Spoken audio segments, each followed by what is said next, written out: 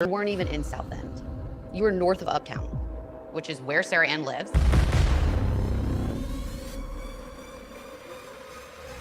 We keep playing with fire. I literally knew. I knew when I... Here we go like that. Here we go. Hey guys, welcome to Little Blackbird 91. Listen, if you know that tune right there, you know. If your girl only knew. Aye! Listen, we're here talking to you guys about Love is Blind Season 6. Listen, Episode 9 is Carnage. Listen, let me tell you something. Look, I can't lie to you. It's an absolute madness. Okay, I iron my shirt, so where's Dorica when she comes to cuss me out? But let me tell you something. If you're gonna cheat, I need you to cheat well. This kind of cheating that you're doing is abysmal and lazy. I can't stand this kind of cheating. If you're gonna cheat, I need you to cheat very well. You cannot cheat half-heartedly. How are you turning on your locations and you're not in the location, sir? Huh? How you gonna cheat and not be in the location? That makes no darn sense. What kind of cheating are you really doing? Huh? Okay? All right? Now, maybe you're talking a little bit of dark arts here. It is very sloppy. Okay? It is very lazy. Okay? All right? And it comes with no thought process. Let me tell you why this is a lazy type of cheating. Okay? Let me tell you why. Because cheating, whether you do it on purpose or whether you do it by mistake, okay, whichever you want to call it, it's still, right? Either way, your partner's going to feel like you cheated, right? Whether you did it on purpose or whether you did it by mistake, your partner's going to feel, okay, like you cheated. So if you're going to cheat, I need you to not be sloppy about the cheating that you're doing because it's intentional no matter what you do to the other person. Right? Now, when you turn your goddamn locations on, okay, and cheat that way, it's lazy. And let me tell you this now. Someone might say he was doing it intentionally. He wanted to hurt her. He wanted her to find out. Maybe. No, maybe. But the way I know men is that they are lazy cheaters, right? Very lazy. You mean you sat there and thought about cheating, but you didn't think about how you're going to get away with it? You mean you sat there and thought about cheating, but you never thought about how you're going to get away with it?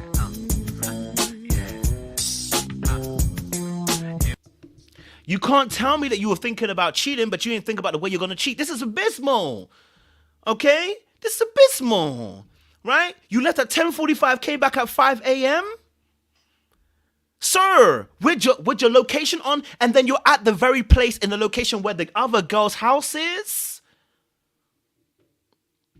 Right? More than likely, and this is what I'm saying, more than likely, this is what happened. Because you see, men are lazy cheaters. Absolute lazy. Women cheat as much as the men do, but your men are lazy. My God. How can you be this lazy, bro? Huh? How can you be this lazy, bro? That you left your locations on, and then you try to gaslight her in the moment too. That's when I knew that he wasn't lying. No. You see, if you know the person, if you know that your locations is on, right, but you know that you know that you thought you got away with it. You ain't gonna say what he said. He thought you got away with it. He thought he had done a great job. Yes, I was here, but I wasn't, I wasn't at this location. I was in a parking lot. That's why he was so detailed to tell you where he was. And meanwhile, you are a lazy cheater. Lazy. Very lazy cheater. You've got me hot. I'm looking at this episode. I was watching him, and I'm like, wait. Tell me, brother's not acting all cool and like, actually, I was out till 5 a.m. Yeah, but I gave you my locations, and obviously, when I give you locations and stuff, I was in a parking lot. What? You mean to tell me you was in a parking lot? In fact, let me even see. Can we even see if he has an Apple Watch on his? Is that an Apple Watch or is that a normal watch? We can't even see. Hold on, let's just see. Let's see if he's got an Apple Watch on. Let's have a look. Guys, let's have a look. Let's be guided. Let's see. I woke up at 5 a.m. and I was like, I would fucking bet my bottom dollar that you were with Sarah Ann. It doesn't look like an Apple Watch, guys. I can't lie to you. It looks like a normal watch. But I don't know. Does that look like an Apple Watch to you guys? I don't know. I don't have an Apple Watch. That doesn't look like an Apple Watch to me. Okay, all right. Doesn't look like an Apple Watch to me, but you know what? He may have had the Apple Watch on. I don't know. You know, listen, and you're right. Listen, Sarah Ann did say that. She said she's gonna have her moment, and she did. Okay, all right. Yeah, she did. But that is crazy. Okay, that was crazy that you could cheat so lazily. If you're gonna cheat, guys, cheat well and do it properly. Because either way, when a person finds out, they're not or intentional. It's always intentional. Okay? All right? All right. Cool. Let's get into this conversation. Let's get into this this recap today. There's a lot to get through today as well, so I want to be able to get into this conversation. You know what I mean? My God, man, it's such a basic thing.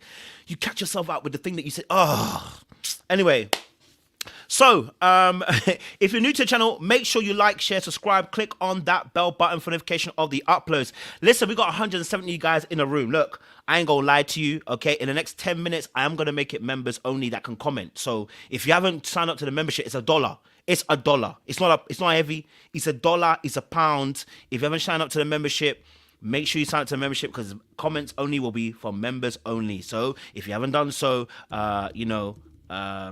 just make sure you sort it out before, because I don't wanna X you from the comment section. You're gonna miss out. It's gonna be a great conversation. It's gonna be a big one.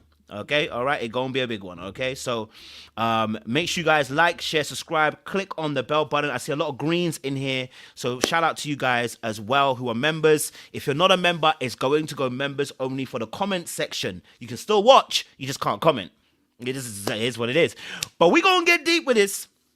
We gonna get deep with this because it's about to get messy. Shout out to Deborah as well for joining the membership. We appreciate you. Again, it's £1 or $1. Thank you so much. We appreciate those who are joining and sharing and getting involved with the channel and supporting as they can. So shout out to Deborah for that as well. One more time. Let me just play this song one more time. All right, can't do too much because you know they'll definitely copyright you with that thing. All right, cool. Listen, let's get into conversation. Before we do, let's drop an intro, baby. Let's drop an intro, baby. Oh, but before I do it, let me do my little summary before I do. My summary. Here's a summary. We had Chelsea and Jimmy, okay? And, you know, they were dealing with the clinginess, his comments about sex. He said he wants her to initiate sex now. Why is he not initiating sex, by the way? That's weird to me. Why is he not ever initiating sex? That's a bit weird. I don't know. Is that just me? Is that a bit weird? You know, that he's not initiating sex? That he wants her to keep initiating sex? Anyway, ex-best friend situation. That's wild. I don't know why she got an ex-boyfriend who's a best friend. I just said, listen, you know what? No wonder that's why you got the trust issues you got. But we'll deal with that a little bit later on. We got Laura and Jeremy. He's a cheater. Okay, and a lazy one at that. Number 2, her tone is way too harsh. Number 3, she's very critical. Number 4, her mum and dad know she's too much. Even her mum and dad know she is too much. Okay. Number 5, the banter is out of control. Okay. There is too much banter that is unfortunately going to lead to a destructive relationship. I don't like it. Let's go on to Amy and Johnny. I don't have anything bad to say because they didn't talk about anything bad today. Today, all they did was talk about how good the family was, how good the energy was. They loved how supportive. I loved how supportive the family were. They were really energetic. They welcomed Amy in. There wasn't anything bad that I saw from Johnny and Amy. They went to do the bachata as well, and for their wedding as well. So I didn't see anything crazy on this episode. AD and Clay.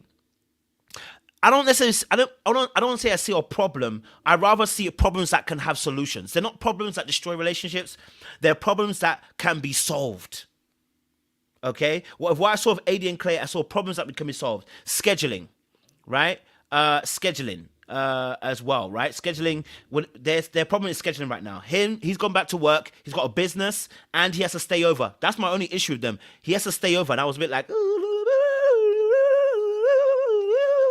the fact you have to schedule is a bit of a problem for me. You know, the fact you're having to schedule like that, I'm a little bit concerned. Because, you know, when he's scheduled, not that it's a schedule, but he has to go elsewhere and stay over potentially as well. And for me, when you do that, if your girl only knew, do. If your girl only knew, do. You know what I mean? Yeah? So I'm just saying, okay, all right? I'm just saying. Thank you, Kay Calloway. I've put the link in the chat. Join the members. Okay, all right.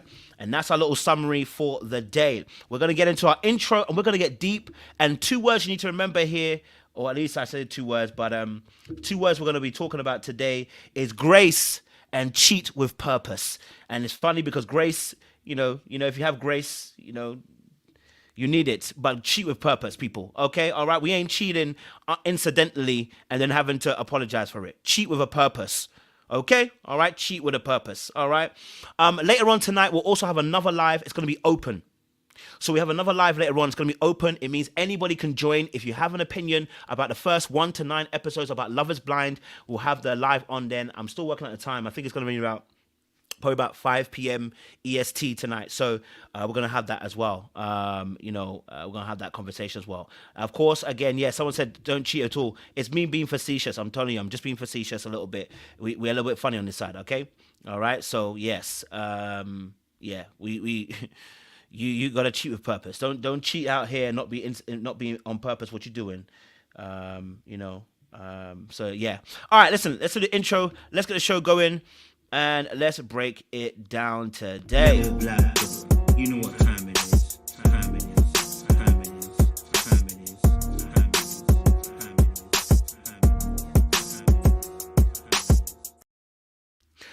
All right. Let's start with the easiest couple straight away because we know that straight away there's some couples that I don't want to talk about. Amy and Johnny are another couple I don't really have much to say. There's no carnage really there at this moment. I just think they're going to be great. So let's deal with Amy and Johnny first. Okay. All right. So let's deal with them first. Amy and Johnny, let's deal with them first because, they had a great meeting of the family. I really liked it. The family was really nice, like very warm, very inviting. And I can see why they're his family. They were just so energetic. At one point, I was a little bit like, damn, give me a little break. I want to talk to Johnny. And I feel like that feeling of comfort that he gave me and the love that you kind of showed me through the wall, as corny as it is to say, I was like, if he proposes. All right, cool. So Amy and Johnny's situation, I won't talk long on this because there isn't much to talk about.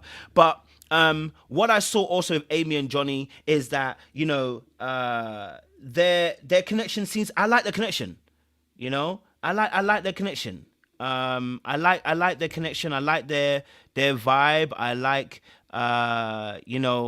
their energy. I like the fact that they seem like they're good peoples. You know what I mean? Like that's what I'm gonna say. They're good peoples, and I liked the fact that his family was just great and good, full of good energy. His sisters seemed to be very welcoming. His sisters seemed to be very friendly, and his sisters seemed to just be just seemed to be very open, and I loved that. And I thought to myself, wow, great. I thought like, this is nice to see a family that, just seems to be so open. And even was it the boyfriend? It wasn't the brother, it was the boyfriend, right? Or the husband, whatever. He was smiling. His eyes were closed when he was smiling too.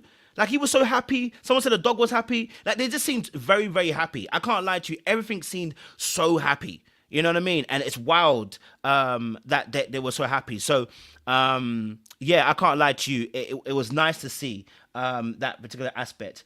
Another thing is, I love that they knew each other's names that they would have been called from child, so that their parents had different names or whatever. They were going to call them a particular name. And I love the fact that they both shared those particular things, that both of them shared that they had some particular names. They were gonna call each other, and I love that. I was like, yo, you guys are sharing some deep, intimate things. Are sharing some deep, intimate situations, and you guys are you're getting deep. Look, when you want to get into a really good relationship, there's a really good portion of learning about each other. So you build up by having conversations about them to learn about who they are and what they are and where they came from. Right? You have conversations deep because what you want to be able to do is understand where's this person coming from. Right? Where are they coming from? You want to be able to understand, and by understanding where they're coming from, you can see where they're potentially going to. So it's really important that in the midst of all this situation with Amy and Johnny, that they still are having these great conversations where they're able to know these little intricate details. It's what makes a difference. It's these little things make very big things, right? These little details about What were your family going to call you originally? Are minute things, but they build up and make huge things. Like I always say to you, a roof doesn't cave overnight. One tile's missing, another tile, and it's the same thing building a house. It takes one brick. And you may not see that one brick as important, but remove that one brick from a very important part of the house, 1 or 2, 3, 4. Before you realize it, the house is falling down. So foundations are built one at a time. They're not built immediately. They're built over time. And they're built with you spending time focused on that individual person, please. Right? And so in that space, what you really want to be able to do, okay, what you really want to be able to do is that you want to be able to be in a place where you personally, all right, are in a place where you are building up that muscle of learning about one another, okay? You want to build up that muscle about learning about one another. So yes, I definitely love seeing a good, healthy couple talk, vibe. It's nice to see a healthy family too, because some of us haven't got healthy families and we're having to build that up ourselves as well. And sometimes people have to go through tough situations because some of us are having to build our own family. Some of us are having to separate ourselves from the family in order to build a family because we don't have that necessary background. But we have legacy in mind, we have thought process, we have future in mind. But some of us don't have a great family. So when you come into it, it's going to be fractured. It's going to be it's going to be a little bit distant. It's going to be a little bit different. But to see that how his sisters and I didn't see his parents. We just saw his sisters, didn't we? We just saw the sisters. We didn't see the mum and dad. We just saw the sisters and the boyfriend. So it's nice to see at least the sisters are on point. You know what I'm saying? So that's also great to have as well. So shout out to Jay Blake as well for coming through. I know you've joined. I know a few members are too. Jay Blake, Life of Bodge, Jessica G, Kay Calloway, and Deborah. Shout out to you guys for joining the membership. It's £1, $1. Thank you so much. I put a link in the chat as well for you guys. But yes, having the family is so important on board. And sometimes it's not always your immediate family. Sometimes it's not your immediate father and mother. Sometimes it is family like your sister, your brother, cousins, uncles, those that you've made family who, actually help you to be able to support you. You know what I mean? It's not always that you're going to get the family as mother and father or immediately. Some people don't have that, unfortunately, and that's us. But so long as that person is as wholesome, and that person's coming back strong, yeah, you have to think of it that way. You know what I mean? So, yeah, I'm looking at it from that perspective. But love to see these two go on as they did. And I love the bachata that they learned. Okay, look, I'm going to put this on members only now live so that you guys, unfortunately, if you haven't got a membership, you need to get the membership because I'm now going to make it a membership only commentary section as well. We're going to go on to our next couple. We're going to go on to Chelsea and Jimmy, and we're going to break them down because let me tell you something.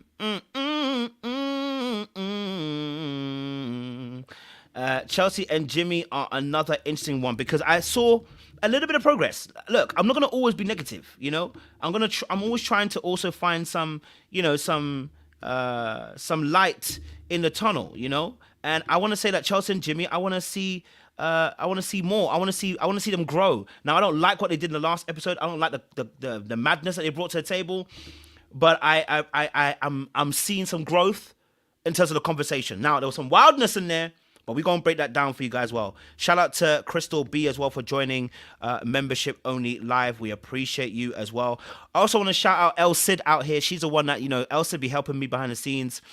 She'll be suggesting some stuff. So shout out to El Cid. And I know that I got to apologize to her husband as well. So El Cid, we appreciate you. Okay. All right. We appreciate you. Okay. Let's get into this conversation and let's get into this aspect as well. I'm going to play a little clip and bring on Chelsea and Jimmy going forward. Okay. Oh. To be fair, you told me that you were leaving. The only reason I wanted to leave is because you were so expressive about me constantly being in your space.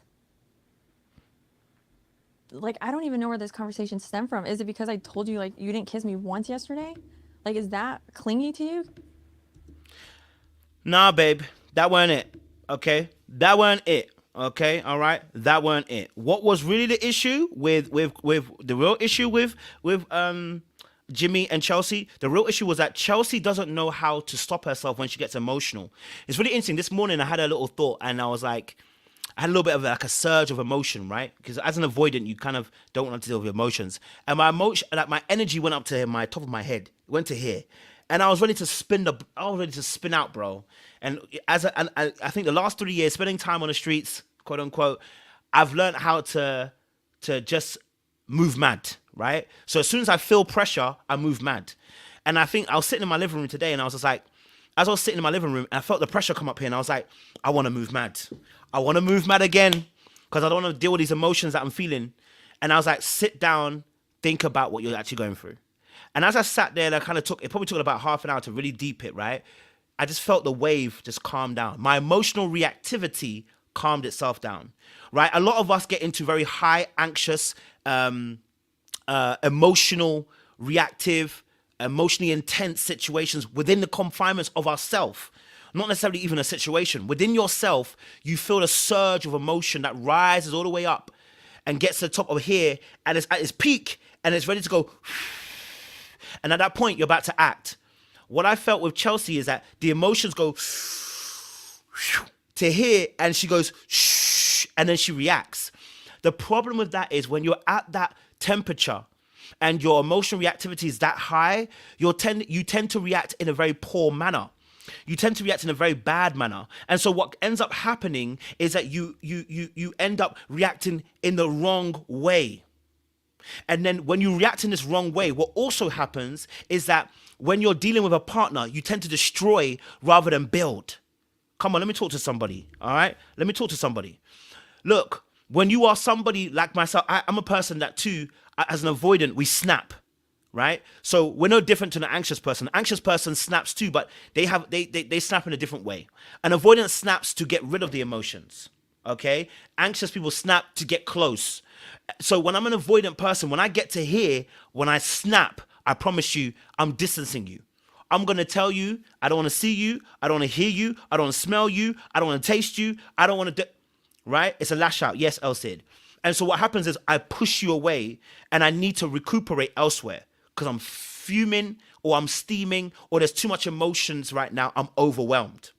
The anxious person will want to react because they're afraid of being abandoned in that moment, right? Or they're afraid of being let go or they're afraid of something happening to them in that moment. So what they end up doing in that situation is they end up kind of exploding too, but their explosion is to pull you in.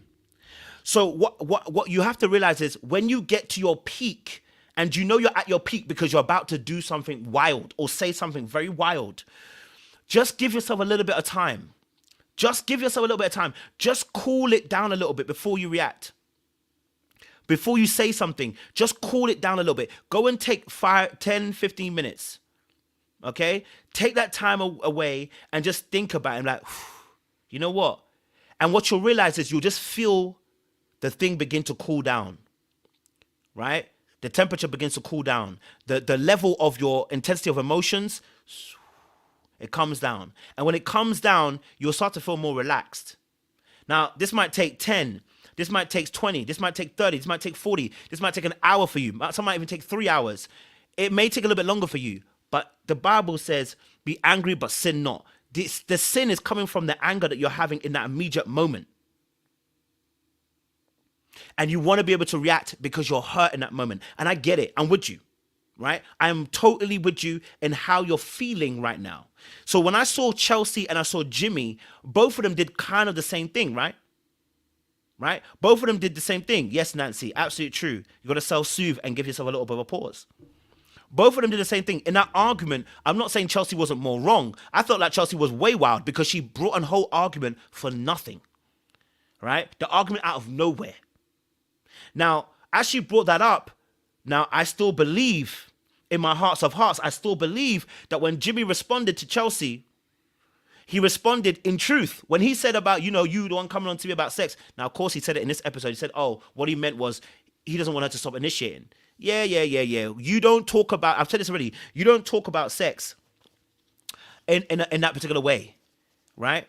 You don't, because you're not trying to cock block yourself. You know what I'm saying to you? Yeah? You don't.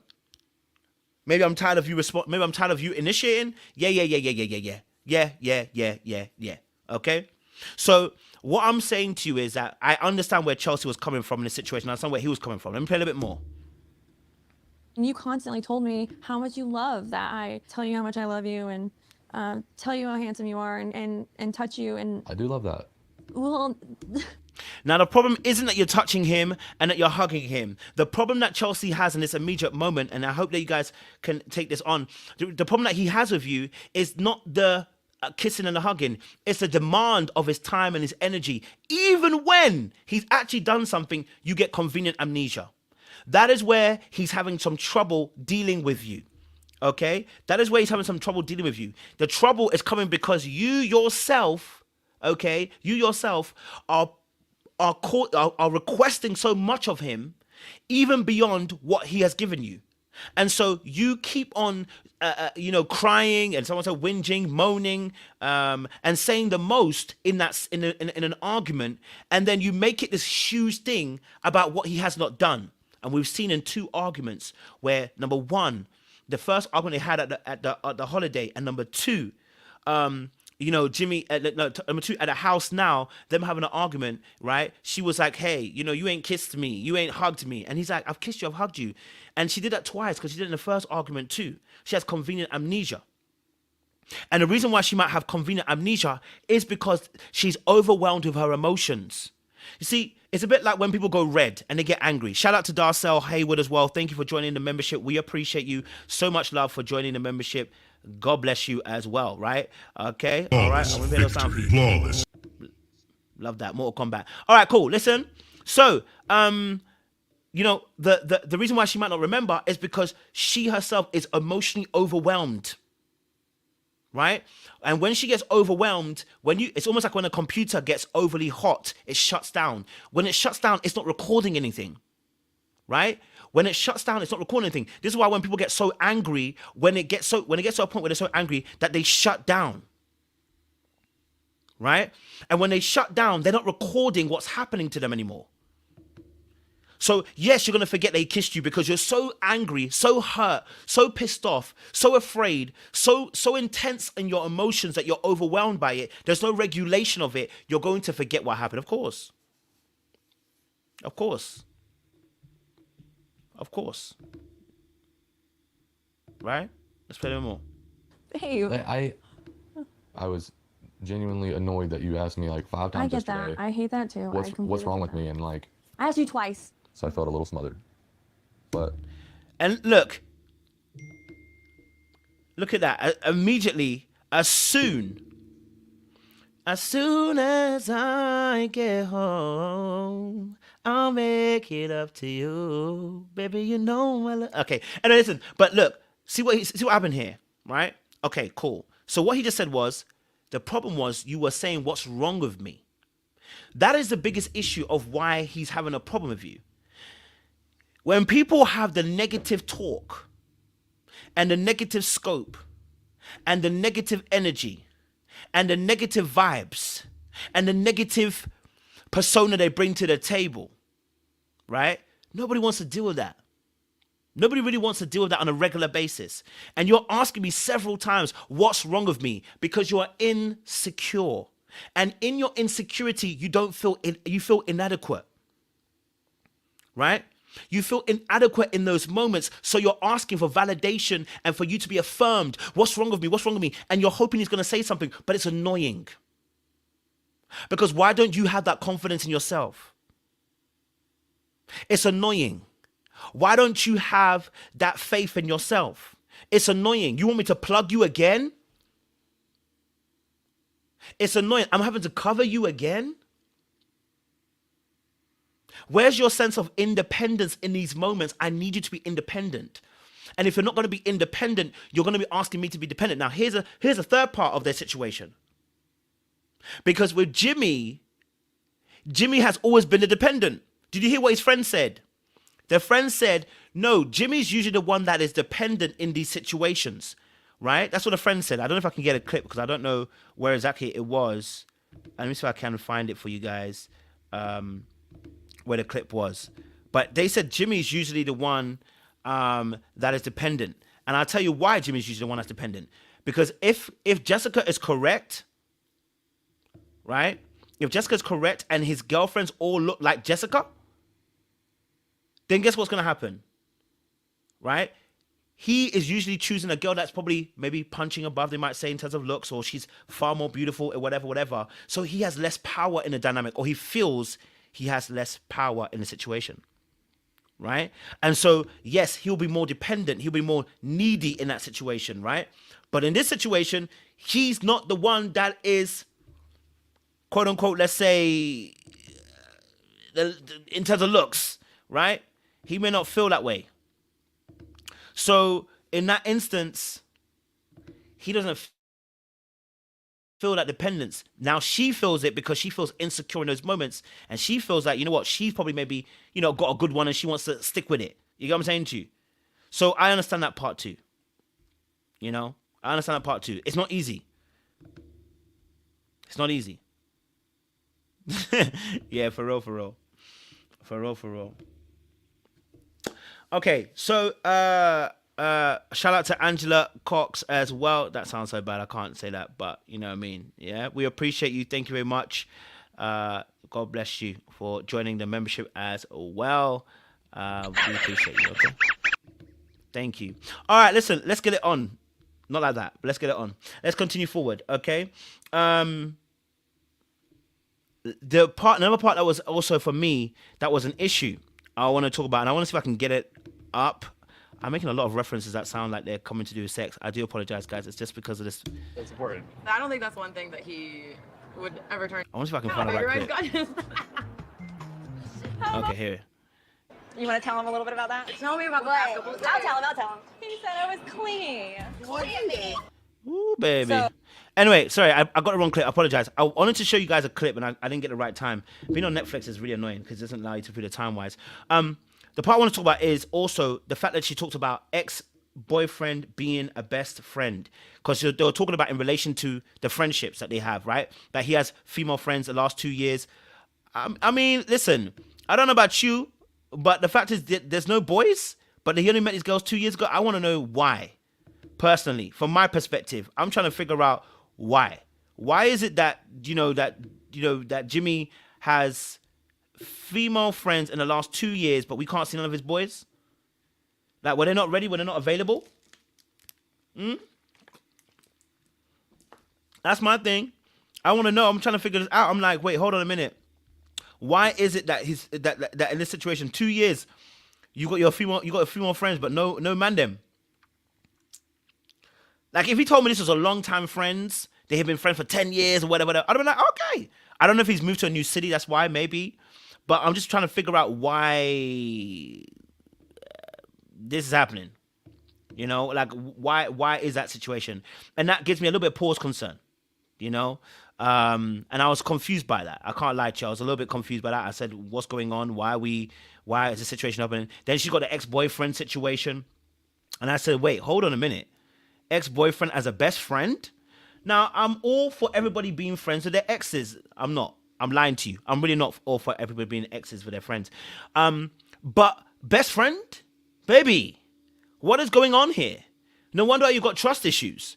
Because you know on your side you're a problem, right? You know on your side you yourself are a problem too, right? How do we have, he's got friendships of 2 years with women, and how do we have that she's got an ex-boyfriend who's a friend? What's really going on each other side? What are we really saying here? And I can see how this is going to turn into an insecure moment for both of them, because these two girls are like saying we're like big sisters to him.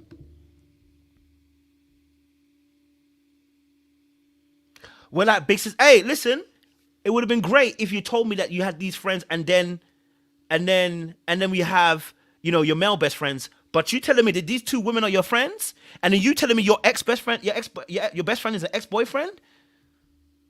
You have a very good... Sorry, I don't know if I'm misquoting that correctly. I might be wrong. If I'm misquoting it, please let me know. I may be misquoting what she said. But I'm just like, wait, what's going on here? This is this is not giving goodness. I can't lie to you. I'm a little bit scared. It's giving warfare. You know what I mean? It's giving warfare. It's giving that these two are going to be using their friends as warfare. okay, as pawns, as leverage, as weapons of warfare. Because why do you have me in the space? Shout out to Grace as well. We appreciate you, Grace. Thank you for joining us as well. Much love and much appreciation. Welcome to the membership. Why do we have these people on our spaces? Now, maybe I'm thinking very darkly. And maybe I'm thinking a bit dark arts too much. Let me give you my perspective of why I'm saying dark arts. Here we go. Nothing wrong with having the opposite sex friends. Okay? Nothing. My best friend is a woman, so I'm not saying anything wrong with that. I've been friends with her for almost 11 years. Nothing's ever happened. 11 years. God grace, God bless, and God has confirmed. What a great friend she is. Yeah? So, I appreciate it, right? But if I get into a relationship, and imagine I say to somebody, I've only been good friends with these ladies for the last few years, and you don't know any of my boys. I don't have no boys. Wouldn't you want to be a little bit concerned by that? Okay, cool. Now, the other person also has got a relationship with the ex-partner as a friend, right? Okay, listen, look, I'm still cool with exes to a degree, but we ain't friends. You ain't gonna be calling me and messaging me. I don't need it in my life. I've moved on. Right? Now, here's an issue that each party can be used as leverage. First and foremost, that girl with the blonde hair was very pretty. Very, very pretty. Very, very pretty. That girl with the blonde hair, very, very pretty. Okay? Very pretty. Those two girls who are brand new, you're telling me they're like big sisters? Where did you meet them? How did this become a friendship? Right? Why is this a friendship? Yeah, why is it the last 2 years this has become a friendship? What's going on? What's been going on? Right? Now, an ex also being a friend. I'm so sorry. I'm dangerous. You know I'm dangerous. Like, I'm dangerous. So, and that person's dangerous. That can be used as leverage, because the other person can start feeling insecure about the fact that you have communications with an ex-partner who you have had relations with. Right? It's not looking good on either party. Right? Listen. Let's have a look. Oh, sound's off. He makes me. Look at the way she be looking at Jimmy. That's something that I've always struggled with in past relationships is I'm telling you, listen. I'm telling you, it's too close for me. Maybe I'm just a bit dark. It's a little bit too close for me. 2 years ain't a long time, my friend.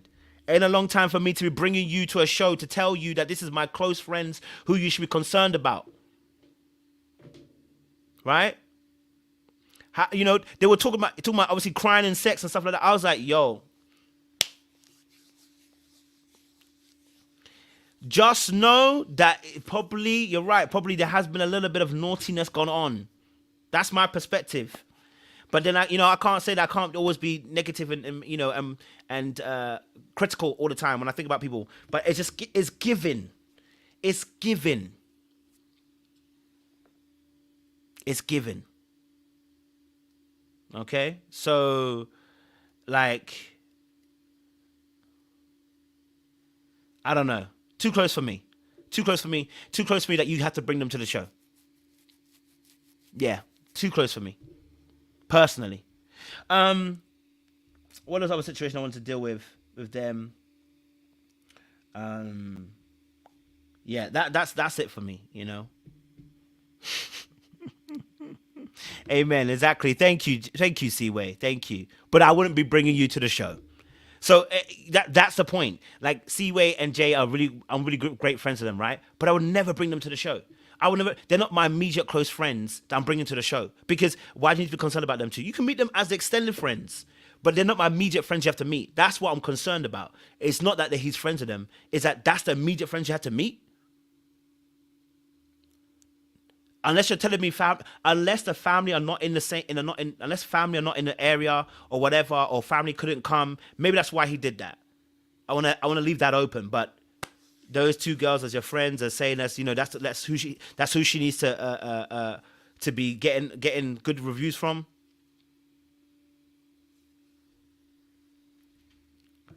See, how did you know that? Is that what they said? I know she said something. I think she said something because I think because when she said about I can't remember what she mentioned, Chelsea, and they said something. There was a comment that was made, so I can't remember what it was, but yeah, I think there may have been. You know, so I hear it, Nancy. Nancy said that she hasn't got a male friend that wouldn't have taken the cookie. I hear you, Nancy. You know what I mean? I ain't no better either, so don't bring me into the situation. I'm just telling you, listen, look, I ain't got room for any more female friends. This is me personally. I got no more room for female friends. What I mean by that is, if you're so close that I can tell you every single thing about my life, you're too damn close. And more than likely, I'm going to do something stupid.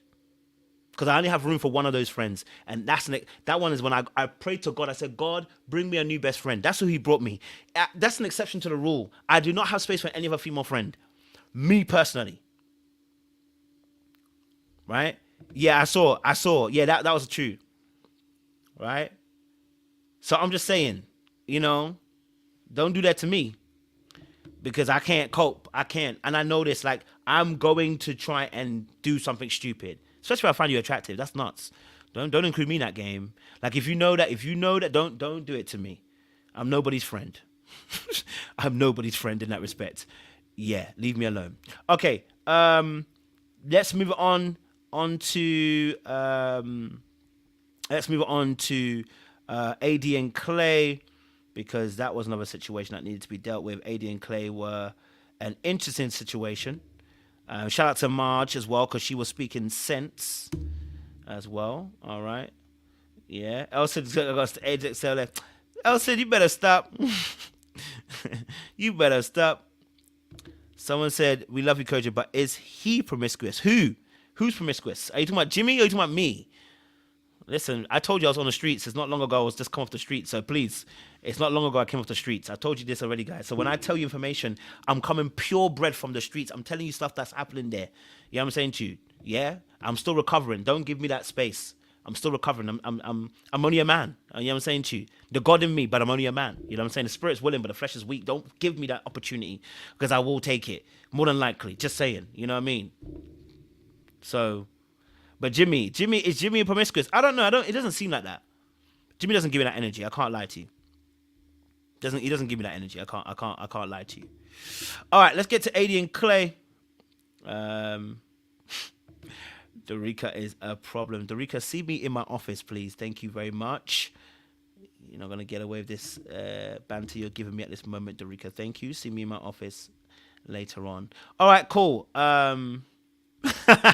Like I said, the enjoyment last week. Listen, I can't lie to you. I shouldn't have been there, but it was fun. I can't lie to you. God knows I'm repentant now, but it was fun. Let's be honest.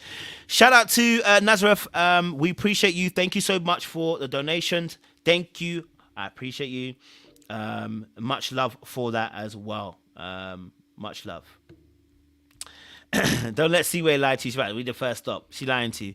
All right, cool. Let's get to the next one. Let's get to the next one. Go. So Okay. there was a lot of free time on her end understand. where I'm working. So it's like, all right, where's Clay? But you know, you got back. She works nightlife. She's gonna be coming home at 2 to 3 a.m. That hasn't happened yet because you. All right, cool. AD and Clay, their issues. You know what? It's interesting with AD and Clay. I don't want to be too harsh on them, because I felt like they're trying to work things out. I felt like they were trying to work things out. So let's really deep what's going on with AD and Clay, and let's break it all the way down. Now, their first kind of conversations was about, you know, she expressed that she works in a nightclub, and then she's VIP management, and she's a realtor. I don't know about you guys, but I felt like the sister was not given the energy that needed to be given. Was it just me? I didn't feel the energy by the sister. The sister wasn't giving energy that was responsive. I don't know. And at first, I felt like the mum wasn't open to it, but the mum grew into it. But the sister, I felt like the sister wasn't really giving that kind of energy. But it might have just been the case of, you know, the sister's very bit more chill. You know what I mean? But the sister didn't look impressed at the time when she asked a question about what she did. Okay. So that was it. Yeah, the sister was hard watching indeed. Like, the sister was. So I wasn't the only one. I felt like she was moving. I felt like that too. I felt like, you know, the sister wasn't really giving any good energy. I don't know. Maybe she had a bad day. Who knows? You know, she was a nice little hug she gave her, but it's just a question she asked. Me too. Hi. Oh my God. How's your flight? It was good. It was good. I worked today. Okay. All day. Yeah, I worked today too. How'd you spend your day? I think maybe it's her monotone it may not be that. It may just be her monotone too. Like she may be very monotone. Maybe that's why it was like that, because she didn't say. It's just a tone. It was very. There was no emotion behind it or anything like that. There was no intonation. It was very. You know what I mean? So yeah, that was also interesting as well. So I looked at that and I was like, okay, cool. You know what I mean? Like, I don't know. It was interesting to see that. Shout out to Noisy Nurse Report. We appreciate you. Thank you for joining the membership as well. God bless you. We got 450 people in the room. Shout out to you guys who are watching us live. Can't wait to discuss more stuff with you. Okay. Now, one of my biggest issues with Clay is tonation. Clay, I need your tonation to change. Your tonation at points in time, and you know, at a point, AD was like, whoa. She just wanted to, your tonation. You know, I need your tonation just to be able to warm it up. You go very direct, very quickly. And I need you just to pause it a little bit, bro. Because sometimes you are going to cause more carnage just by your tone rather than what you're actually saying. So the content of what you say can be really good. And the content of what you're saying can be really thoughtful. And the content of what you're saying can be really helpful. And the content of what you're saying could really be a great addition to the conversation. But your tone can turn people off. And so the problem that I was having with Clay is that sometimes the tone goes into duh. Do you know what I'm saying to you? And I'm like, stop, pause, Clay, just reload it. It's not wrong what you're saying. Okay? It's not wrong what you're saying. It's just that you just need to check how you said something so that you don't cause more carnage through your tone. A lot of issues within couples starts off with tone, right? I remember I had a conversation with somebody the other day and I said, my bad, the way I kind of said it kind of sounded really bad. That's not what I was trying to make it sound like. Because I realized that my tone came off a certain way. And when I don't want it to be harsh. I don't want it to be heavy. I want you to understand. I'm caring and I'm understanding what's going on right now and I'm seeing it. But your tone, the way you're delivering it, okay, the delivery can be an issue. Okay? It's not what they're saying. It's how they're saying it, right? And I always say this, tone is key because you want the thing to be delivered correctly. Okay, all right.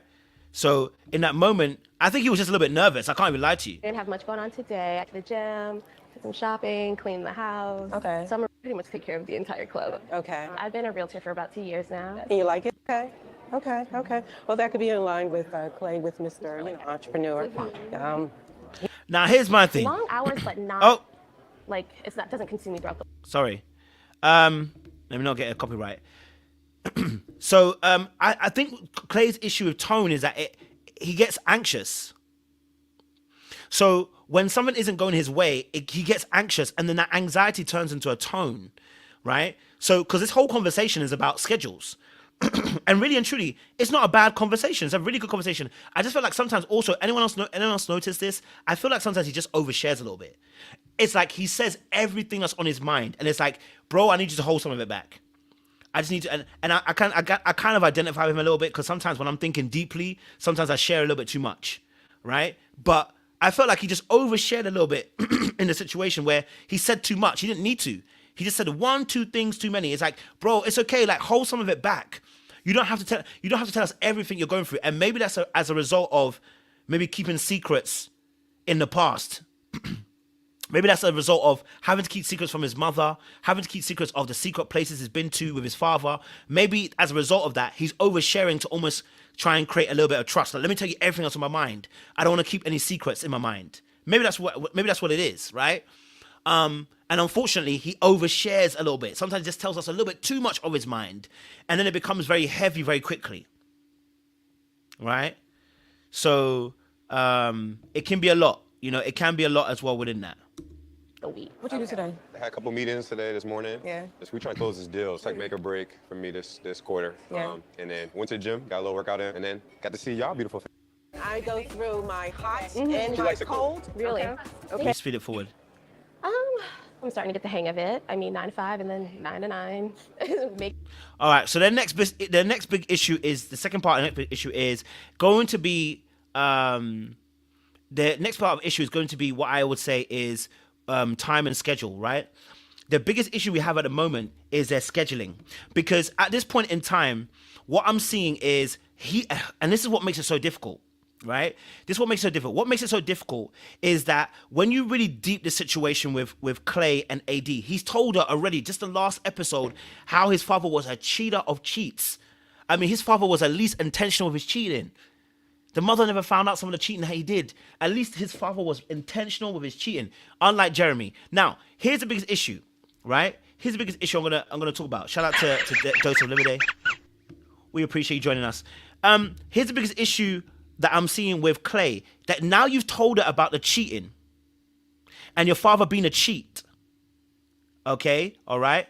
And the fact that you've shared all of this with her, now you're telling me that you're going to have to be away at home. Sometimes you're not going to come home. Sometimes you're not going to come home. Sometimes you're going to have to be away. Sometimes you're going to have to be at another house or another place and stay over. Yeah. You're about to create some insecurities in your partner because you told her that story. Right? So now we got a situation where there is going to be trust issues simply because you stayed away. Simply because you've gone and stayed away for a job. And he was getting stressed because he started feeling like he was being controlled. Right? He's getting stressed about the fact that he's being controlled because what he wants is that he wants the freedom to be able to go to work and do what she needs to do. And he believes that if she starts working, it will remove the anxiety of her thinking about his schedule. I'm going to tell you now, it won't. Because the issue is bigger than her being at home, not having work right now. Right? Now, of course, yes, if she goes to work, she'll have less to think about. But I'm telling you, it won't stop. Right? It will not stop because the issue is going to be rooted in his behavior. He's going to have to, you know what? He going to need locations on. At this point. Right? He going to need locations on at this point. Right? So it's going to be an issue. Now, my biggest issue is this.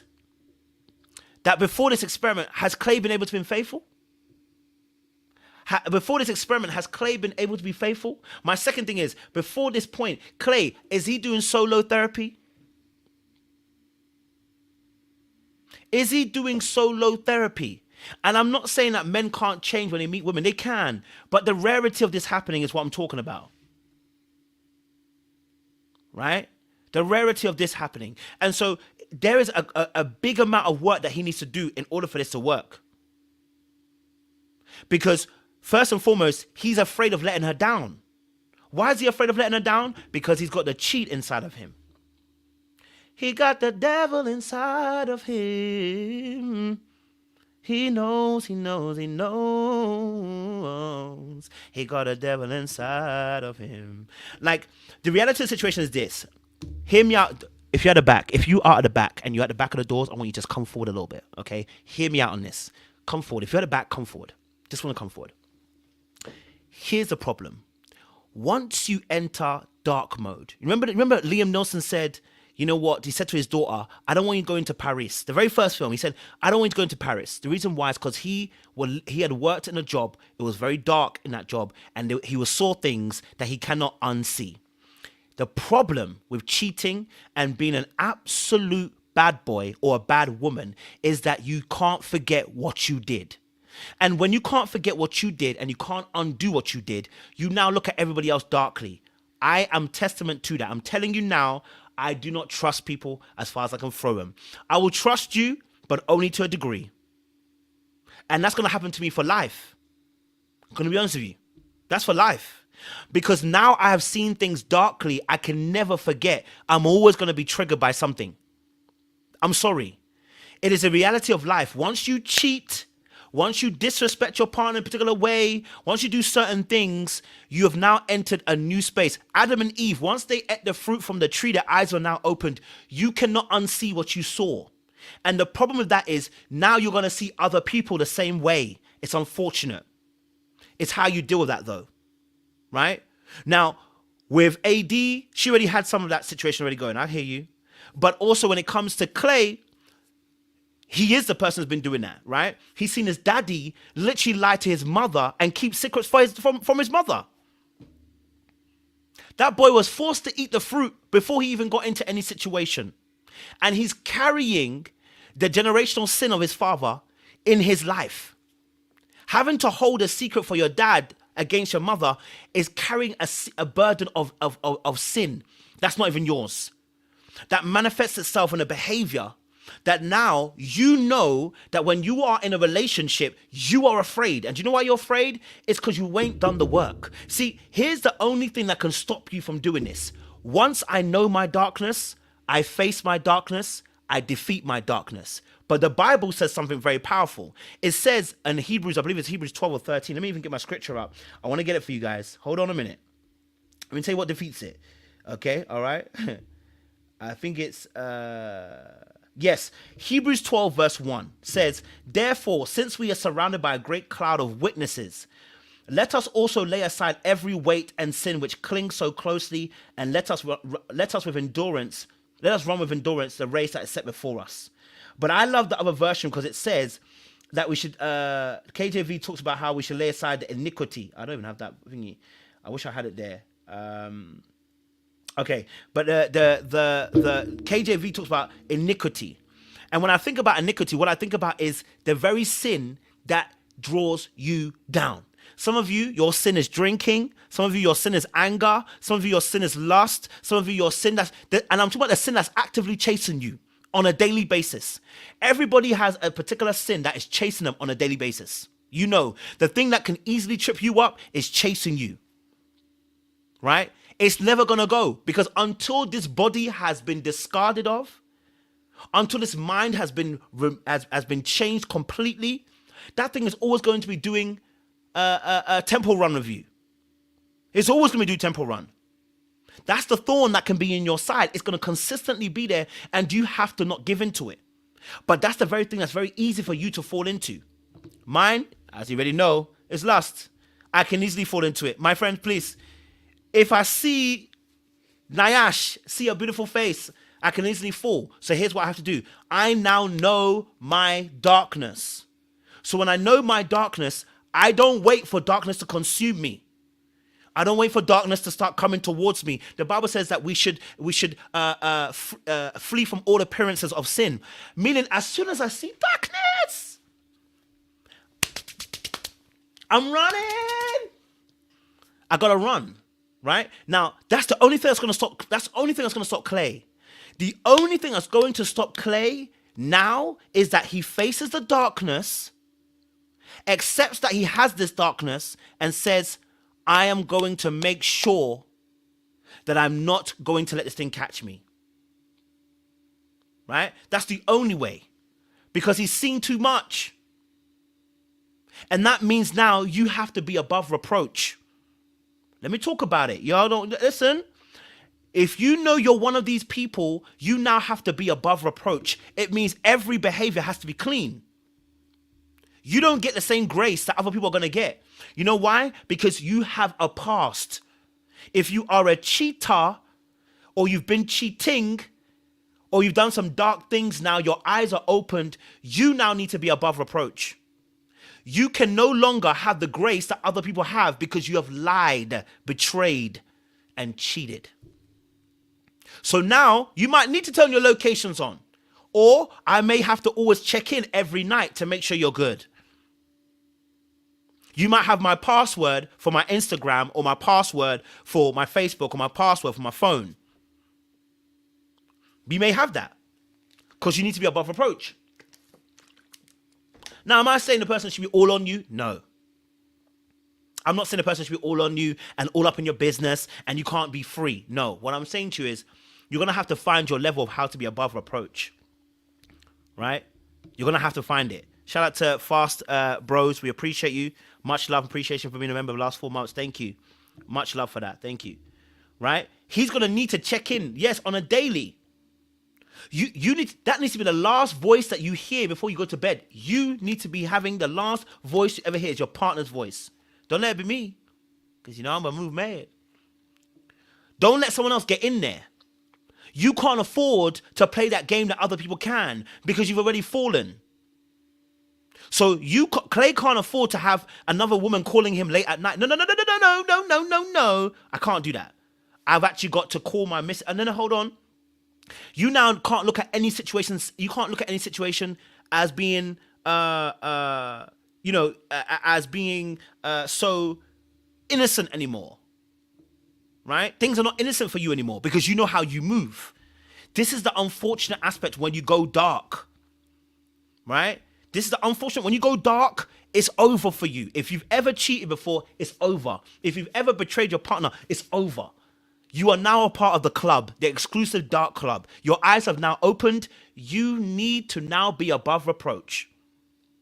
I've been on the streets for the last few years. I would have to be above reproach because I know that if give me a chance, I could slew. Right? Give me a chance, I'll slew. Right? Give me a chance, I'm a move mad. Give me a chance. Fast Bro says, Clay is accountability expert. He's using his parents' cheating as a way to excuse himself from the cheating. The excuse is as a result of his anxious, avoidant personality style. I hear it. And shout out for this as well. Clay is accountability expert. He will blame. I'm guessing he will blame someone else as well. I hear it. Shout out. It's gonna be what? Game over. Listen, don't play with me. Look, you can't play with this. And I'm telling you, as somebody who's lived a particular lifestyle, you just can't play with it. If you're a man watching this, you know exactly what I'm talking about, right? If you've ever played the game, if you've been on the field, if you've been somebody who's cheated, if you've been somebody that's played women, if you're somebody who gets women easily, if you're somebody who, listen, women just naturally come to you, you got a charm about you, you can't play the same game that other brothers play. You can't be innocent because nothing is innocent with you anymore because you've not lived that lifestyle. Do you get what I'm saying to you? Right? And women also will know that too, and men too, vice versa. They're going to know. They're going to know. And you know when someone's innocence has been robbed. Yeah? You know when someone's innocence is no longer there. You can taste it. This is this is wild to me. Let's just say this, right? If you're in a chat, you know, right? If you meet a virgin, you know a virgin. Right? If you meet a virgin, you know they're a virgin. Most people, when you meet them, you know they're virgins. Because the way they talk, you can tell they still have innocence. The way they describe certain things, you're like, you're a virgin. You ain't touched nothing. Why? Because they haven't had their mind seared yet. They've not entered that space where they've been robbed of their innocence yet. No, they're about to be robbed. They're still innocent. They haven't seen nothing yet. So the way they talk tells you where their heart is and where they've come from. Just to be real. You know. Right? You know. And you know when someone's got experience because the way they talk about what they talk about. And the way they move. Right? So clearly, when you're, you know what I'm saying to you? And if they don't talk with that innocence, it's because they've been doing other things. So that's the clear thing. So what I'm saying is that you need to protect you and protect your partner and protect your relationship. And the way you're going to protect your partner and your relationship is that you're going to have to be above reproach. One thing my uncle said to me a couple of years ago, I remember we was talking and we were saying obviously that that, you know, if a lady messages him or like on Facebook or whatever, he just passes the Facebook to his wife. He doesn't even answer. Once he starts seeing a lady message in a particular way, he just passes the Facebook to his wife and says, wife, hey, I want to show you this. I don't want trouble. Look what's going on. And then she'll reply for him. And he said he does that just because he wants to be above reproach. He wants to be above reproach. He wants to be above reproach. He wants to be above being able to be called for anything, right? And I get it. And when he told me that, I said, I totally understand it because here's my thing. You see me, yeah, if I'm not cheating, if I'm not moving mad, my phone, you can have the password. See me, if I'm with you, you can have my phone to my password, you can have my WhatsApp, you can have my Insta, because I'm not having inappropriate conversations. But you know when you're having inappropriate conversations, I can't access your phone. You know, this is what I'm saying about being above reproach. You know, and I know, and we know that we can't access your phone because you know you're not above reproach. Right? You know that you know that if they go into your phone right now, you're not above reproach. If you go into my phone, I'm not above reproach. I cannot lie to you. God is still working on me. Okay, just saying to you, God is still working on me. Okay, so what I'm saying is, it's about protecting each other. right? It's about protecting each other. Right? It's about protecting a relationship. And sometimes those of you who are the darkest need to be able to bring light into a situation. Okay? That's all I'm saying. Bring some light into the situation. Okay? Bring light into the situation. Hey, I've seen some things. I've seen some tears. Okay. Let's get into this conversation. Let's get further. Sorry. We had a tangent, and it was a mad tangent. Can't lie to you. Let's get into it. Even at work, sometimes I feel like you would choose like convenience and comfort over coming back to the apartment, which obviously I get it if you have somewhere to be, but it's just like in the days or the moments where you could come back and we'd be together that night and not like chat about, anything. Just let me tell you something, okay? For us as men specifically, the words that she used that were very powerful. She said, you chose convenience and comfort. And I'm going to tell you something. As somebody who's been on these streets, convenience and comfort will get you cheating. Do not get comfortable. Okay? Convenience and comfort as a man will get you cheating. I'm not saying you shouldn't be comfortable, and I'm not saying you shouldn't have some comfort. What I'm saying is there's sacrifices you're going to have to make. And you make them because you understand what I said again earlier on is you want to be above reproach. Right? Now, in that situation, I know he's only gone away for a little while. Let's say 2 days or whatever, right? He obviously wants to go and obviously stay where he is and then make it easier for him to travel to go to where his next location is.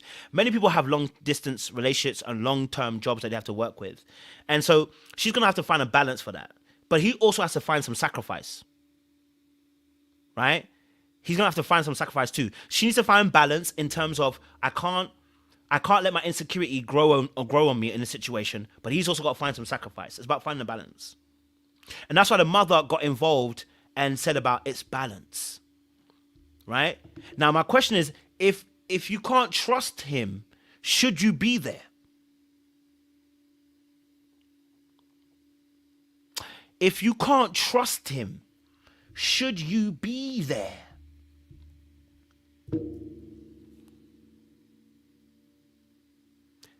That's the question. Be together Yeah. would make a world of a difference, but it's not the schedule, it's just what you do in the time that you have off, really. And what do you think what she just said? It's valid. It's a valid point. We are engaged, and you want to sleep with. You want. And one thing I do appreciate about Clay is he will tell you it's valid. I do understand that. I love that Clay, take it on board and kind of move it. He didn't dismiss her point. He didn't throw it in the bin. He didn't just like, shush her away. He actually acknowledged what her point was. But I want to know obviously that, I think with a situation, and someone, Life of Boss said something which is interesting. Is it a trust issue or is it the time spent? Both. I think it's both. If I'm honest with you, the issue is both. I think she's anticipating a lack of time being spent, and then I think it's a trust issue too, right? And this is why I'm saying to you that as a man, the very beginning of your relationship is so important.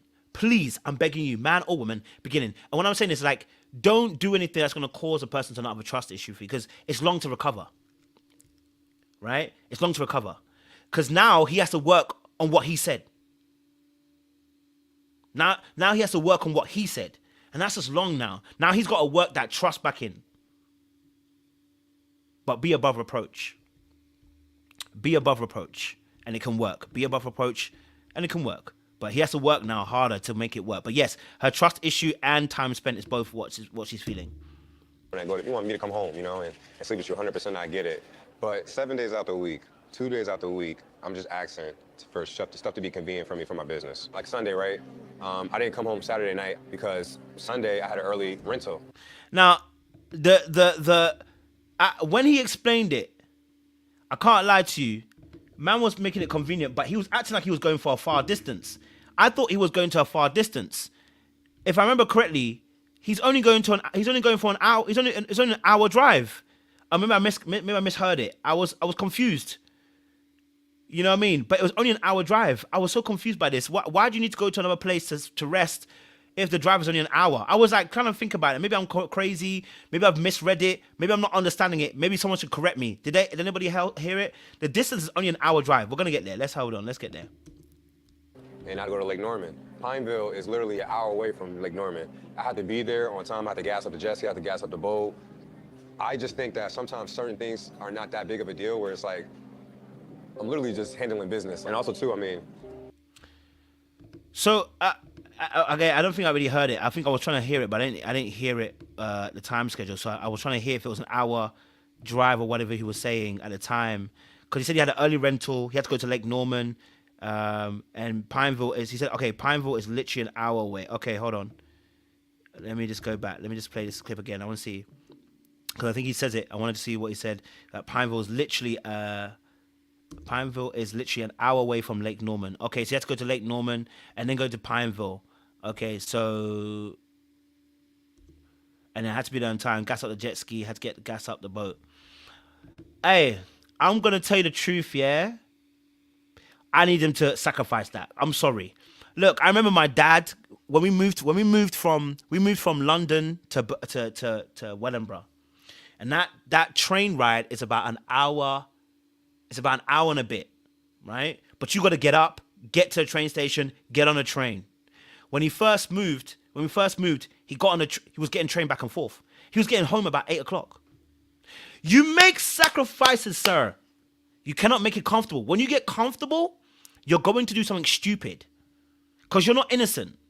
And even if you're not innocent, don't trust nobody, right? It's not that far. So if you're telling me that you have to go for an hour and a bit, I'm telling you now, listen, that's a normal day's work. So that convenience is where the issues are going to start. That's where the issues are going to start. You are an hour and a wait. Now, don't get it twisted. Someone might say you can cheat anywhere. You can, but you're really not trying to make it easier. You get what I'm saying to you? You ain't trying to make it easier. You get what I'm saying to you? You're not trying to make it easier. So sacrificing that moment.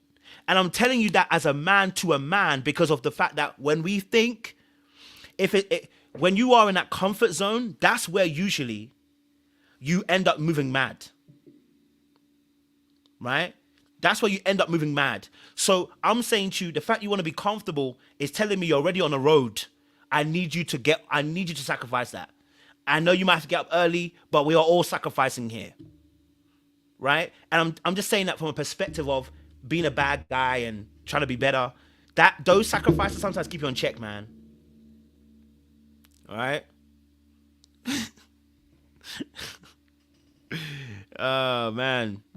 Crazy. Oh, let me put the sound up. Sorry. Apology. Big of a deal where it's like, so there was a lot of free time on her end where I'm working. So it's like, all right, where's Clay? But, you know, you got back, she works nightlife. She's going to be coming home at 2 to 3 a.m. Now, this actually is a good point, right? In terms of scheduling, he is right. That she's going to be working to 2, 3 a.m. in the morning. It might not mean as much because really and truly, I'm going to be out, you're going to be out. So if I'm away. But the reality is, when she comes home, you're not going to be there, right? You might not be there till the afternoon or whatever, right? And so my thing is this, right? I definitely understand what he's saying.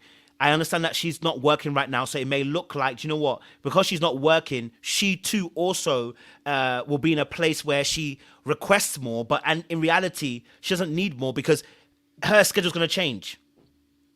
Okay? But the way her face was looking, it told me she's not buying the bullcrap. The way her face was looking, it told me she's not buying what you're selling, sir. She ain't buying what you're selling. Right? She said, no. I'm not buying what you're selling. You know, and you could tell. And obviously, unfortunately, the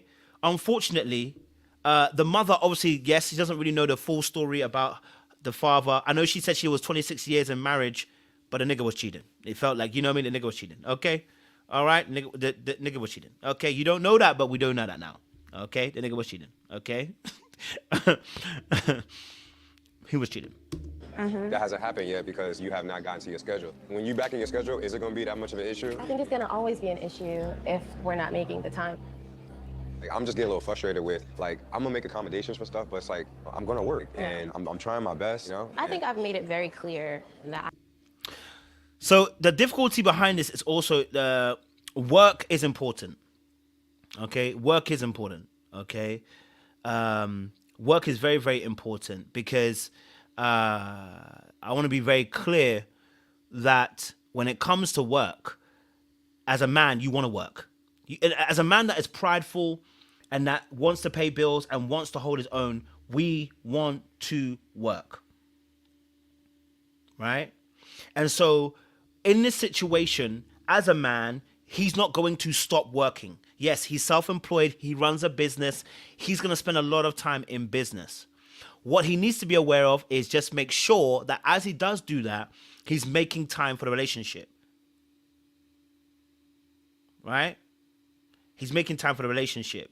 I know a lot of you are saying that he's setting her up for conditioning. Potentially. And this is why he needs to go to therapy. Right? This is why he needs to go to therapy. Because what is the issue with people like Clay and myself, it's not that you have intentions to cheat. It is the fact that when things get hard and you're stressed, what is your natural tendency? How do you deal with stress? How do you deal with a situation where you're overly emotional and the person's not responding to you in the way you want to deal with it? That's our biggest issue. Because beforehand, what you could do is I can go dark and I can go and get something that's going to soothe me for the time being. Can't do that when you're married, bro. Right? Can't do that. You know what I'm saying to you? So all I'm saying in that moment for him is that it gets to a point, okay, is that we need you to be able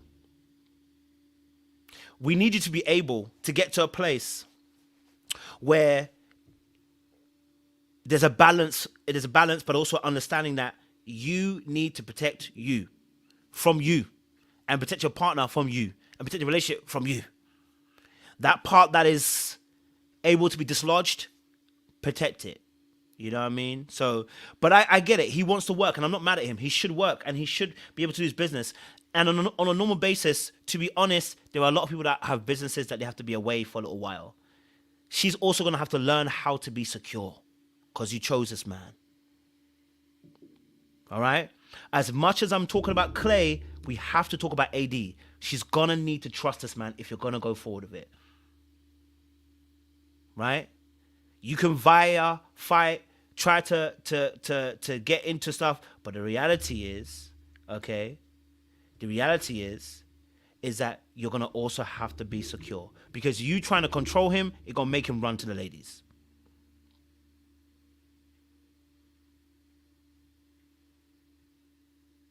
Right? So, in this situation, she's going to have to be secure. Otherwise, walk away. And you're right. Yes, she can't learn to be secure because he's saying what he's saying. But then that's where she has to go away. That's where she has to go away. The brother, he don't trust himself. I trust myself, you know. Listen, let me be honest with you. If I don't trust myself, I'm going to tell you I don't trust myself. I don't want to be in a relationship with you. I just want to be, you know, I want to be doing some other things. Right? But if I trust myself, I'm going to I trust myself. I bet on me to not do the madness. So then that's on AD. AD needs to work on that. Bear in mind, she's also going to be working in VIP section with a body. With a body. Yeah. With a body. With a body. She going to have a body. You know what I mean? Yeah? I'm just like... Here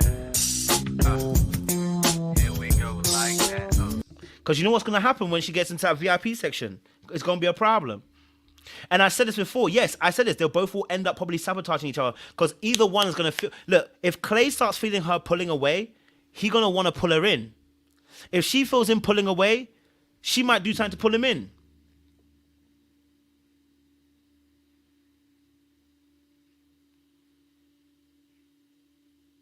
It's not looking good. Okay? All right? So...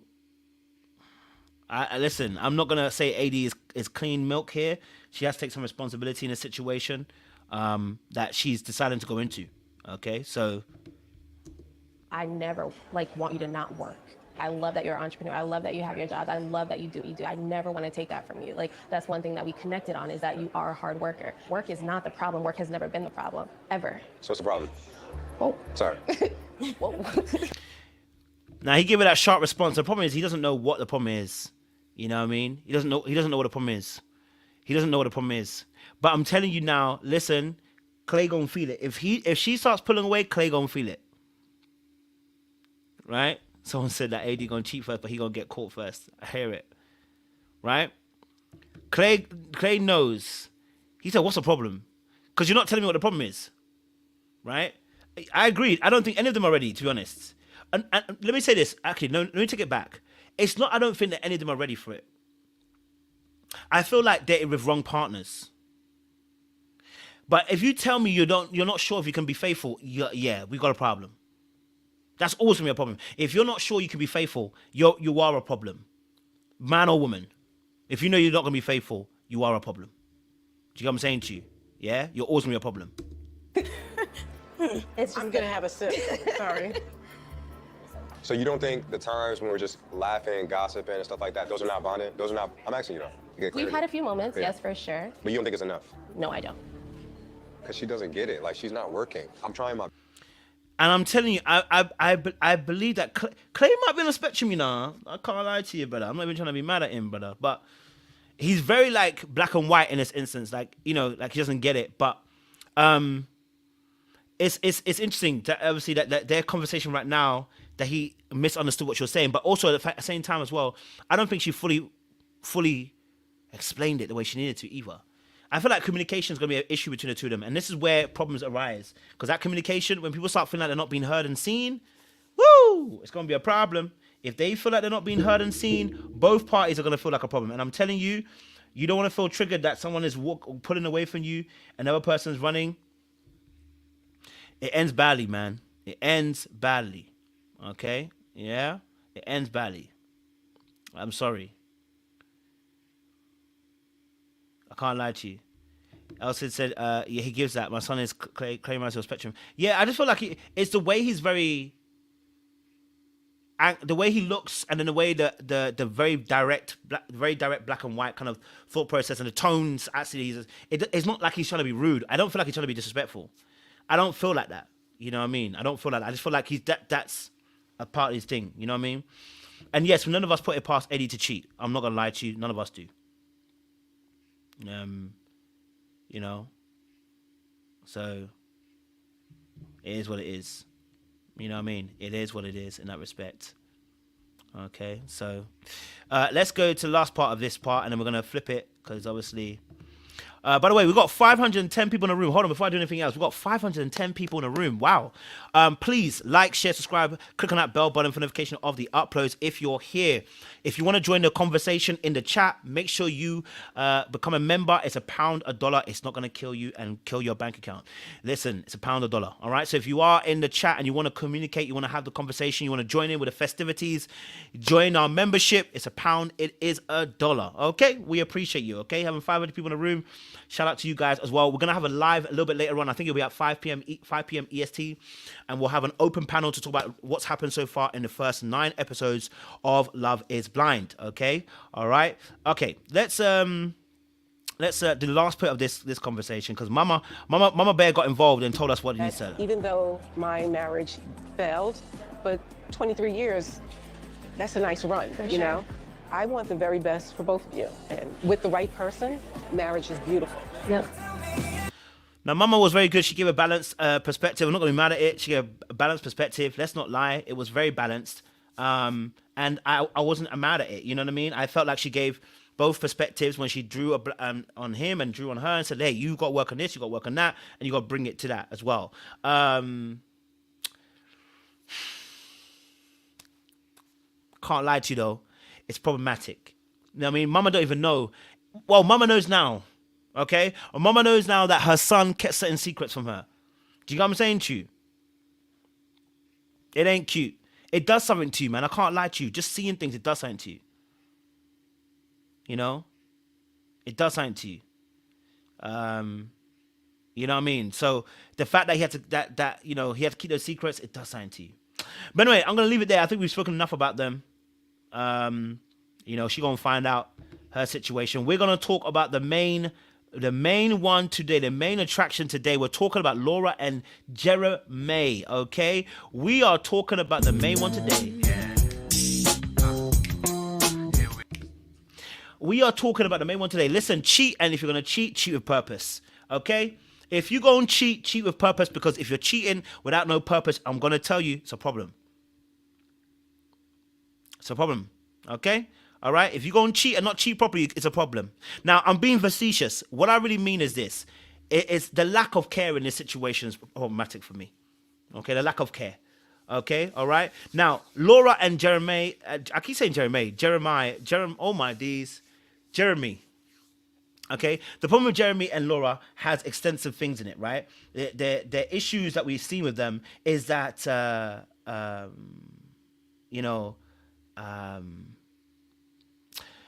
issue with the situation with Jeramey and,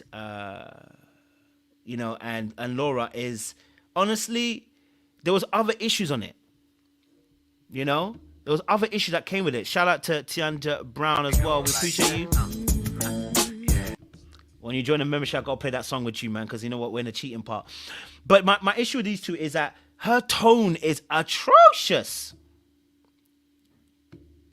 Her tone is atrocious.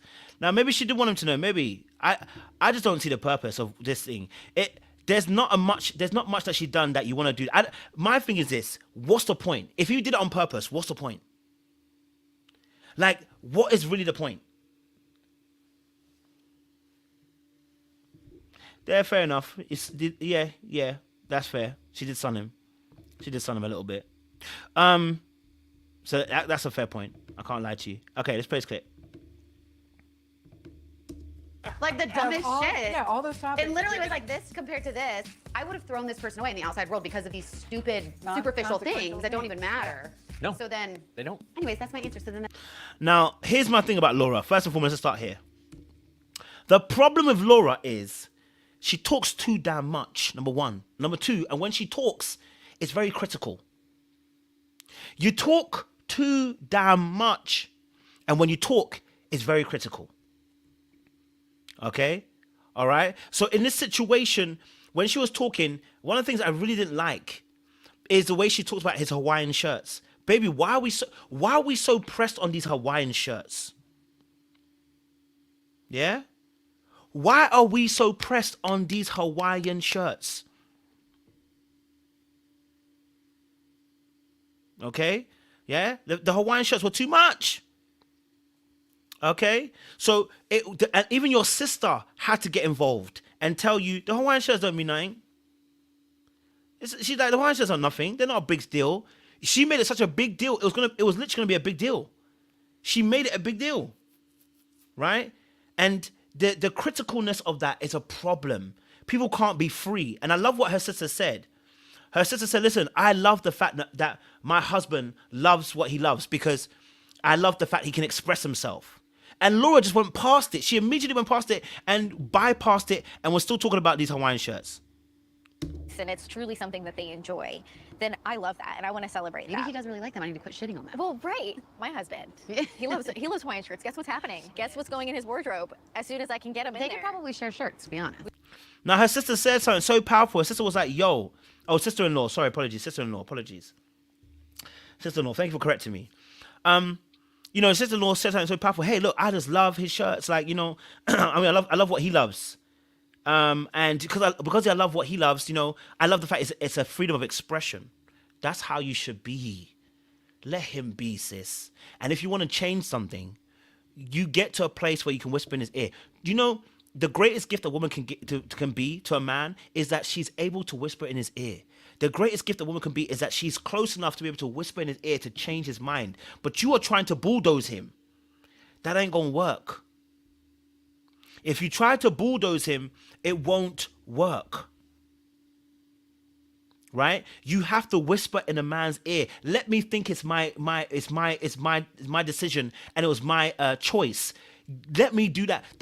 the power, the greatness of a woman is the power she carries, not the might.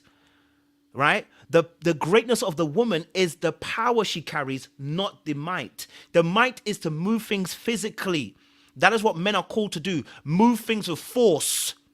Women are called to move things with simply their voice, or to speak, or to influence. The power of a woman is to whisper in your ear and tell you, babe, these Hawaiian shirts. You know I love it when you wear them blue shirts. It's kind of sexy to me. Now brother gonna be wearing his blue shirts. Right? Give some positive reinforcement. Let him know that you find it attractive when he wears that blue shirt of him. He gonna be wearing blue shirts. But you trying to push him is a problem. Yeah? You trying to push him is a problem. Use your feminine power and influence him. Don't push him. When you start pushing men, they start getting resentful. Do you get what I'm saying to you? When you start forcing men to do stuff and push them to move, they start getting resentful. You know what I'm saying to you? A light touch here, a light hug here, be influential. Don't use your might, use your power. Okay? So, hey ho, right? And so, yeah,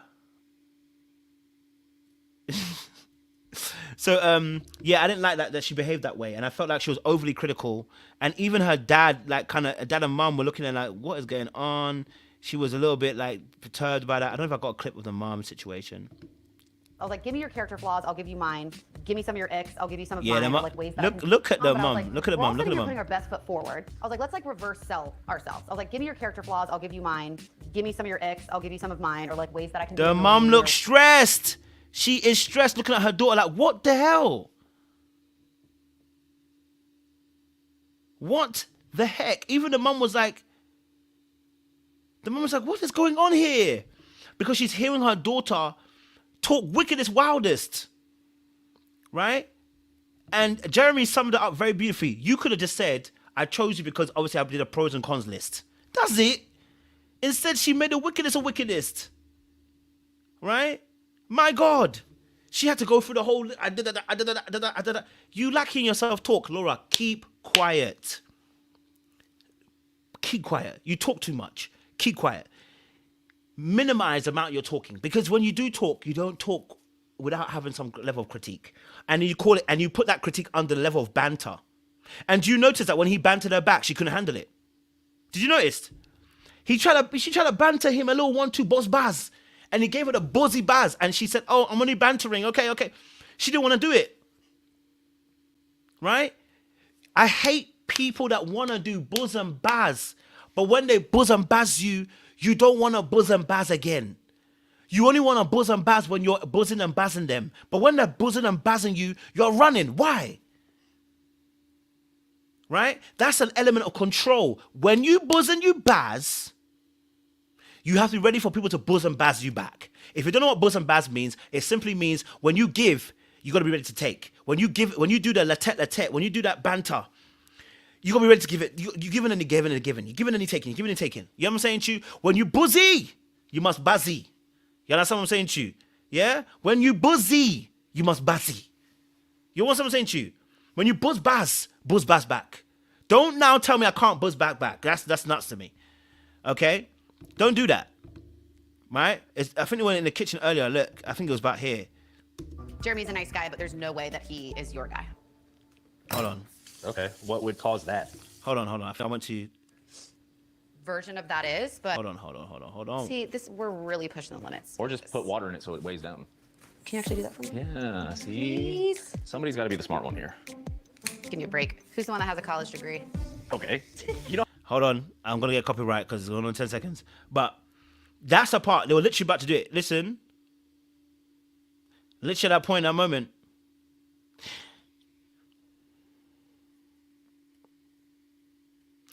And it was kind of wild what he said there. It wasn't wild. It's just true, innit? How many college people, college degrees I know that are Shut up. I was dumbasses? kidding. I was kidding. Complete dumbasses. I was kidding. If you're going to come for me, I'm going to come for you. If you're gonna come for me, I'm gonna come for you. But you did. But I didn't even get the chance to finish my coming for you. I didn't even finish my buzz and baz for you. You served, and I hit the ball back, and you hit the ball back, and I'm about to give you the forehand down the line, and you're telling me, well, before you hit the forehand, hold on, I was joking. No, the ball's already coming, and my racket's ready. My racket's ready. I'm ready to go. I'm sorry. Forehand down the line, you're still getting it, and you complaining, but you giving it. You gave it. So now I'm giving it back to you. You can't now tell me you can't. Right? Yeah. Okay. Just saying. But anyway, that was there. Okay, now let's get to the final bonanza, the Killer Croc madness, because we got to talk about it. We got to talk about it. Let's talk about the madness. We got to talk about the madness now. Okay? We got to talk about this madness because if you only knew, okay? If you only knew. Now, this started with a DM. This started with a DM. And in the DM, what happened was that, you know, Sarah sent a message to Jeramey, and Jeramey liked the message. Now, first and foremost, he's an idiot. Why would you like the message? Why would you like the message? You're an idiot. Why would you like the message? Okay? All right? Why would you like the message? If she sent a message about, you know, I never got to know you, and then you like it, why are you liking them? You're an idiot. Just leave it. Right? Leave it. Right? And you should shut it down. If you're gonna reply, shut it down. Why don't you shut it down? No, can we be honest with you? Why don't you shut it down? Because you don't want to. The realest thing is, listen, look, the realest thing is he was ready to cheat, right? He didn't shut it down because he didn't want to shut it down. He had no intention of shutting down, right? He could have easily let her know, listen, I'm not about this life. I'm not on this. Thank you very much. I'm with her, right? He didn't. He left it open, then showed her and let it be, right? Now, at that point in time, okay, all right. At that point in time, when now obviously he goes to meet Sarah Ann, he's left it open for her emotionally on her end. He's left it open emotionally on her end. So of course, where do you think he's gonna go next? Okay, where do you think he's gonna go next? Now the situation with them. Let's play a little bit more of the clip, because honestly, don't let me listen. If I send you a message and you don't shut it down, but you're the person who's got the party in there, from Sarah Ann's point of view, if I send you a message telling you I want you, I love you, I care about you, you don't shut it down, you're telling me that you want it open still. You know what I'm saying to you? If you don't shut me down when I'm putting that pursuit on you, that's on you, that's on me. You're the one with a relationship. You're the one with a impending marriage. I don't have that thing to me. Do you know what I'm saying to you? You've got to put a boundary. And sometimes you just don't have to you're right. Sometimes don't let your fiance stop you from finding your wife. They are not your wife yet. They are not your husband yet. You get me? That's your issue, not mine. I told you. What is there that you have to deal with? What do you mean? The fact that you haven't shut shit down with Sarah Ann. You could have easily prevented all of this bullshit had you just responded appropriately. When she I never seen that brother. He's unbothered, boy. He was unbothered in this, like, he was unbothered. I mean, the guy didn't care, bro. You're trying to gaslight the situation, yeah? I'm telling you, trying to gaslight the situation. Yeah, he tried to gaslight the situation. But I understood what he meant. Listen, when he found out Sarah Ann was at another bar, right? When he found out that Sarah Ann was at a certain bar, I don't want to. You know when you're going somewhere and you find out your ex is at somewhere. It's like I don't want to have to meet her. But at the end of the day, I was going here anyway, and I don't want you to now stop me from going where I want to go. I wanted to go there anyway. You know what I mean? If you're there, innit? But I'm not gonna let you stop me from going there. Do you feel me? You see what I'm saying to you? mother of my fiance today. I don't want to go hang out with your mother. And look at his body language. He's shaking. I'm telling you, this is not. Listen, he's not a cold-hearted killer. I'm sorry, he's not. You can't tell me he's a cold-hearted killer. I'm not saying that he didn't mean to do what he did, but I'm saying he ain't a cold-hearted killer. I'm sorry. I think he got. I don't think he did it on. Everything's intentional. If you cheat, it's intentional. What I'm saying to you is he's not a cold-hearted killer. He's not. Brother's shaking. That's not giving me. It's not giving me cold-hearted killer, man. Kenneth was shaking less when he did what he did to Laura, to what he did to Brittany. He's not a cold-hearted killer. Okay. He's not a cold-hearted killer. Look at how he's shaking. Watch him. And act fake as fuck in front of her. And she's gonna be like, oh, why did you choose my wonderful son? I don't have anything nice to say right now. Okay. I could have gotten a text last night. I could have gotten any fucking acknowledgement as your. Now, obviously, the reality of the situation with of Jeremey. And, you know, he doesn't even have a smug look on his face. That's the thing also for me. I was waiting to see, is there a smug look on his face? Because listen, the whole point is you got someone by the neck. You know what I mean? All right? I wanted to see him smirk or something. I don't really get the smirking. There was nothing that was telling me that, he got a win here. I didn't feel it. Maybe it's just me. I didn't feel it. I didn't feel any of the expressions that were telling me, you know what? I'm trying to get one. It was more, this is opportunistic opportunity. He's not giving intentional cheater. He's giving opportunist. The opportunity came round and he just couldn't let it go. Right? That's what it was given.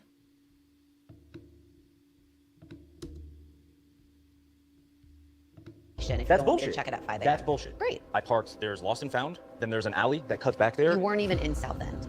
You were north of Uptown, which is where Sarah Ann lives.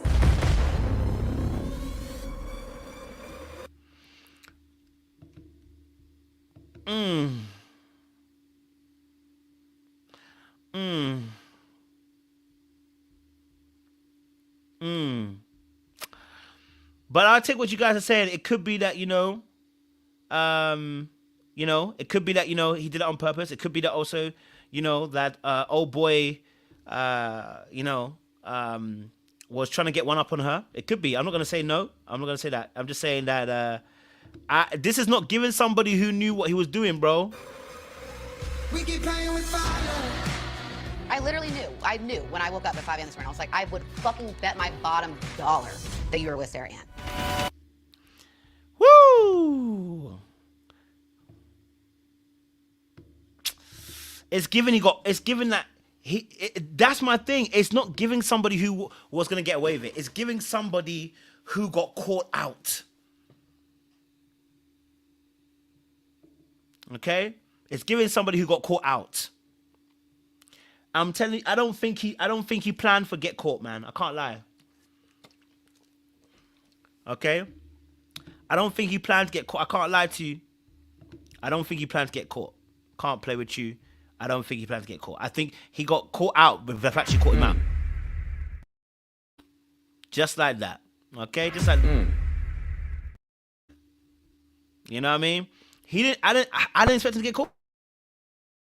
That's how he was feeling. I feel that's how he felt. You know what I'm saying to you? I weren't really seeing it like, you know what, this brother really wanted to, that he knew exactly what he was doing. It felt like he got caught out. Also, which he has denied, of course, completely. Which he denies, but also. So anyway, listen. Look, I'll be honest with you. Listen, I'll be honest with you.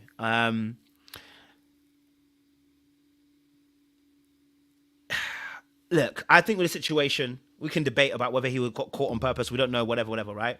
What I will say is, okay, that in this situation, unfortunately, Jeremey has been caught, but not only has he been caught, he's done a thing with Sarah Ann. He's now in a very difficult position, right? And if I'm honest with you, when you get to this position, particular position, when you get to this position, you got to be very careful. Now, someone said, obviously, Treymac said smugness is wrong play in the situation. He knew that must maintain an air of innocence, especially if he says nothing happened. We're just talking dark arts level. I hear you. I just don't think he has it in him. Right? I just don't think he has it in him. And he reacted when he got caught. The way he reacted when he got caught told me,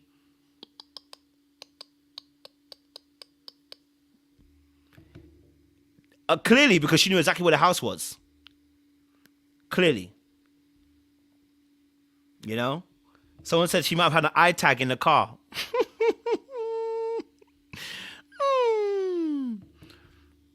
It's the fact he's trying to say that he was in the parking lot. And I'm like, wait, hold on a minute now. If your location is telling you weren't there, if your location is telling you weren't there, sir, I don't have anything else to say. Yeah, we keep playing with fire.